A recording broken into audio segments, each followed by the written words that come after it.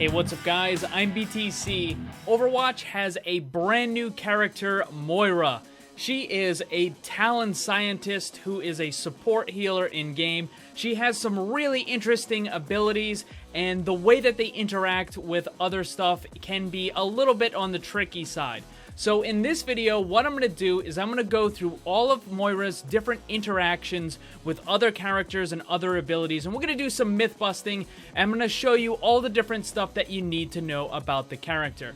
Now, if you're new to the channel, make sure you subscribe because I have lots more tips and tricks videos that I'm always making and other important Overwatch news and events. So subscribe and hit that bell so you don't miss any of it. The first thing we're going to go over is how does Moira interact with enemy barriers, because a lot of her abilities have a barrier piercing status to it. So we're going to start with her left click, which is her healing. And this will in fact go through any enemy barrier in the game, whether it's from Winston, Reinhardt, Orisa, or even if Zarya is bubbled and in the way. You can still heal them with your left click no matter what.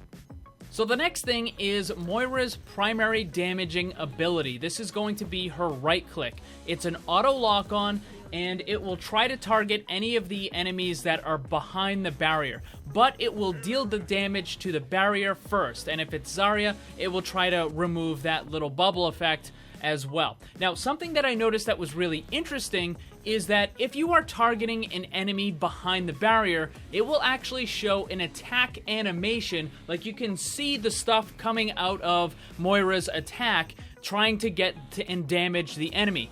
But if you're targeting a different part of the barrier, or if there's no enemy behind there, then there is no actual attack animation, but Moira will still deal damage to that barrier. So as you can clearly see right here, there is a difference between when she's targeting like Reinhardt and you can see that she is trying to do damage, but then when I target a different part of the barrier itself is still taking damage, but there's no actual visual effect showing that Moira is attacking, other than the fact that her hand is kind of outstretched. But other than that, you can't see any of the damage that's going towards the barrier. Now, I do think that this is probably a bug and will likely be fixed at some point in the future.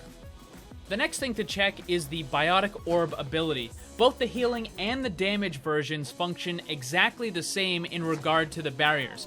As long as there is a clear line of sight from the orb to its target, whatever it happens to be. If it's, a healing orb, then it needs to be a friendly target. If it's a damaging orb, then it needs to be an enemy target. If there is a clear line of sight between the orb and the target, then it will deal damage. However, if there is a barrier of any type separating those two objects, the orb and the target, then it will not work. And of course, as you saw in all these examples, the orbs will pass through any of the barriers in the game. Now, in regard to the Zarya Bubble, it's kind of an odd situation because people would think that, well, if you shot the orb directly towards Zarya, it goes inside the bubble, so shouldn't actually attack Zarya, but that's not really the case, because the way the game treats it is as if Zarya was completely covered by the bubble. So it's impossible to actually get in between that bubble barrier that she has and the character itself. Like, there is no space in between that. So as the orb is going through Zarya, it treats it as if it's just, touching the barrier at all times. And you'll also notice that it will never even try to attack the Zarya, even if the orb goes right past or right through the character. The last barrier interaction to test is with Moira's ultimate. It will pass through any enemy barrier, it will heal your allies on the other side, and it will damage enemies on the other side as well. The only exception is with Zarya's Bubble. In order to actually start dealing damage to the target who is inside of Zarya's Bubble, you have to break through that barrier first. So it has to do the damage to get rid of the barrier, and then you can start dealing damage to whoever was inside of it. The next thing was how do Moira's abilities interact with Genji Deflect and Defense Matrix, and it's pretty much what you would expect. Moira's left click, right click, and ultimate are not affected at all, but the orbs, both the healing and the damage, are going to be affected. When Genji deflects them, he takes ownership of them, so that means any of the healing or damage is given to him, and also with D.Va's Defense Matrix, they simply get destroyed. The orbs go away. Now, Deflect and Defense Matrix might be a little obvious, but what about Mei's Ice Wall? That's something that you wouldn't really think, right? But as it turns out, Moira's Biotic Orbs are completely destroyed anytime they come into contact with a Mei Ice Wall. Now, it doesn't matter if it's a healing orb or a damage orb, and it doesn't matter if the Mei is friendly or an enemy.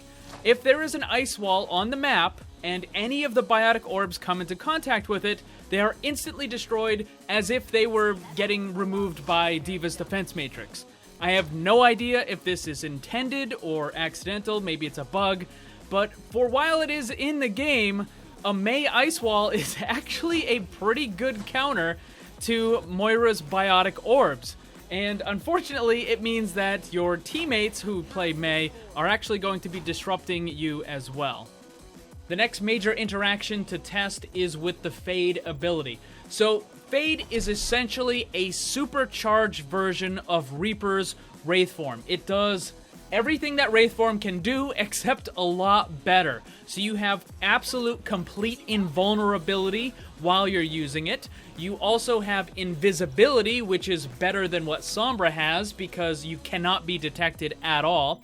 And also, you move at an incredible speed. So you can use this to get rid of any of the negative debuffs that are in the game. So things like Zenyatta's Discord Orb, the Venom Mine, or the enemy Biotic Grenade from Ana, all that sort of stuff can be removed with the Fade ability. The Fade ability can also be used to avoid a bunch of enemy ultimates, just like Wraith form can.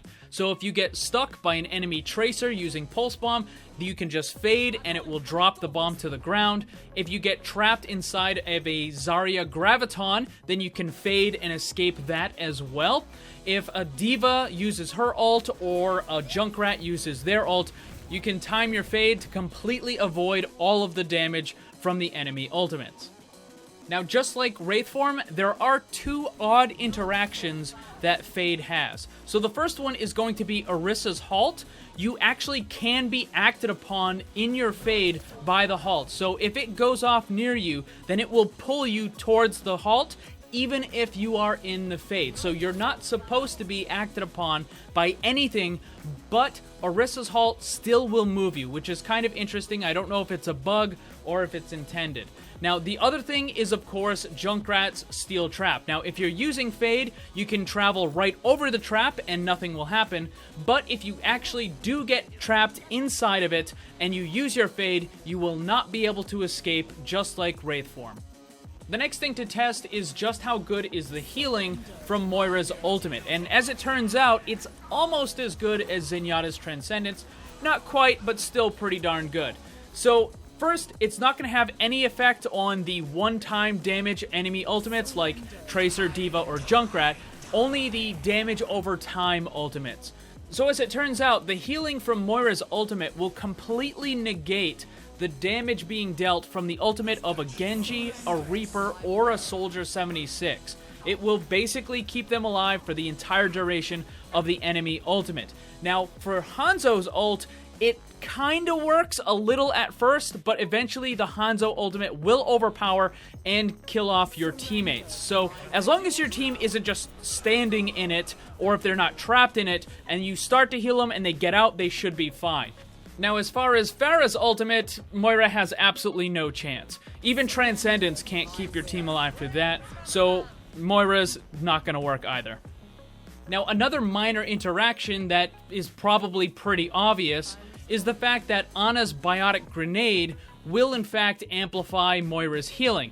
The reason why I wanted to tell you and show you it more specifically is because the amount of healing that you do is just absolutely ridiculous. Like, it is just a crazy crazy amount of healing. So if an Ana uses a bio grenade on all of your teammates, and then you, as Moira, try to heal them, you can basically heal your entire team in like a second and a half, like all the way to full. It's just ridiculous amounts of healing. Now, there is one other interaction that I wanted to include, and it might seem a little bit silly, but I thought it was interesting, and I wanted to show you guys what it was. So that is how Moira will interact with destructibles like fences and barriers and that sort of thing throughout the map. Because a lot of times when you take the high ground, you have to actually break all of those fences and barriers in order to get a better vantage point looking down at the enemy team. So just like all the other characters, Quick Melee will break the majority of the destructibles in the game. In addition to that, your healing, the left click, will break all of those fences and destructibles, and both of your orbs, the healing and the damage orb, can also break those fences. But the hitbox on it seems to be a little bit kind of weird, so it doesn't always break it. It might just go right through it. But what I thought was kind of interesting is the fact that Moira's right click, her damaging beam, will not break any of the objects in the game. And also Moira's ultimate will not break anything either. So it's really weird because Moira can use her heal to break the fences. So you can heal the fences into breaking, but you can't actually damage them into breaking. It's kind of weird. I don't know if it's a bug or if it's intended or what. It's just, I don't know. I thought it was kind of odd and funny, and I wanted to show you guys. So those are all of the important interactions that you need to know. Now, there are a bunch of other really cool things about Moira, some tips and tricks that I have in store for you. So again, make sure you subscribe and hit that bell so you don't miss any of the awesome new stuff when I release those videos. But that's going to be about it for this one. Also, don't forget to check out my Discord, follow me on Twitter. The links for that stuff is down below. Thanks for watching. Remember, always blame the controller because it's never your fault. Also, special thanks to all my Patreon supporters for helping to make this all possible. If you'd like to see what kind of cool rewards you can get for supporting the channel, check the links on screen and down below.